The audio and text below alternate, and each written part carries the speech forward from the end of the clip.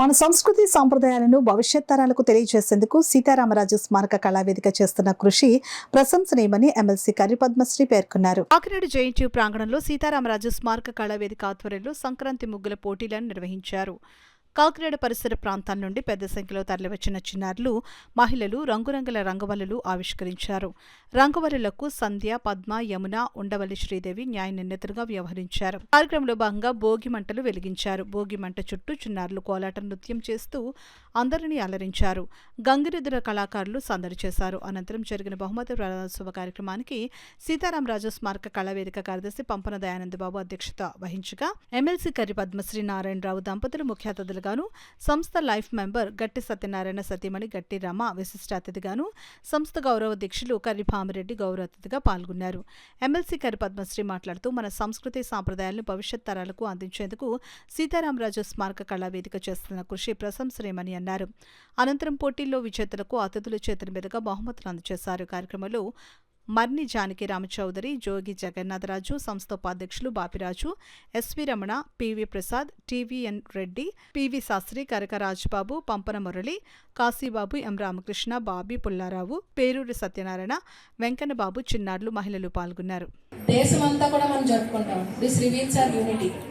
అలాగే ఫస్ట్ అంటే ఆంగ్ల నూతన సంవత్సరం వచ్చిన తర్వాత తొలి పండగ మన సంక్రాంతి పండుగ, భోగి, సంక్రాంతి, కనుమ పండుగ. సో ఫస్ట్ పండుగ ఇది. అందరూ కూడా చాలా ట్రెడిషనల్గా, ఇక్కడ అందరూ కూడా చాలా ట్రెడిషనల్గా డ్రెస్ అయి వచ్చారు. మన సంస్కృతి రిలీజ్ అంటే బయటకు కనిపించేలాగా. అలాగే విమెన్ అంతా కూడా మన ట్రెడిషన్ చేసేగా అందరూ కూడా శారీస్లో వచ్చారు. సో ఇది కూడా చాలా సంతోషకరమైన విషయం. మన ట్రెడిషన్ ఫార్వర్డ్ క్యారీ చేయాలి అంటే ప్రతి విద్యా సంస్థలో కూడా ఇలాంటి కార్యక్రమాలు జరుగుతూనే ఉండాలి. మనం ఎంతో అంటే మన సంస్కృతికి రివీల్ చేస్తూ మన రాబోయే తరాలకి మనం ఒక ఇన్స్పిరేషన్ ఇవ్వాలి. ఎందుకంటే మనకి మన గుర్తింపు మన కల్చర్ అండ్ ట్రెడిషన్. సో అందరూ కూడా ఇది ఫాలో అయ్యి మన పిల్లలకు కూడా ఈ ట్రెడిషన్తో పాటు కల్చర్తో పాటు మంచి హ్యాబిట్స్ని ఇవ్వాలని కోరుకుంటూ ఇంత మంచి కార్యక్రమాన్ని రూపొందించిన సంస్థకు నేను కృతజ్ఞత తెలియజేస్తున్నాను. అలాగే ఈ కార్యక్రమంలో పార్టిసిపేట్ చేయమని పిలిచిన వారందరికీ కూడా నేను కృతజ్ఞత తెలియజేస్తున్నాను. ప్రతి సంవత్సరం కూడా నిర్వహిస్తున్నారు. ఈ ముగ్గుల పోటీ అనేది మా చిన్నతనం, మా పల్లెటూరు. అక్కడ నెల పట్టేరు అనేటప్పటికీ ముగ్గులు చాలా పోటీలుగా వీధుల్లో శుభ్రం చేసి వేసేవారు. ప్రతిరోజు అంటే నెల పొడవని కూడా చాలా అందంగా తీర్చిదిద్దేవారు. ఊరంతా కూడా అంత కళగా ఉండేది. అందరూ కూడా చాలా సంతోషంగా ఉండేవారు. సరే, ఆ టేషన్ మర్చిపోకుండా అక్కడ కనీసం ఏదో ఒక రోజునైనా చేస్తున్నారంటే చాలా సంతోషం. దానికి ఇంతమంది పిల్లలు హాజరవడం కూడా ఆనందదాయకంగా ఉంది. మరి ఇప్పుడు చెప్పినట్టుగా మీరు సిటీలో ఉండొచ్చు, కానీ మన ఆచార వ్యవహారాలు మర్చిపోకుండా అన్నీ కూడా గమనిస్తూ ఉండాలి.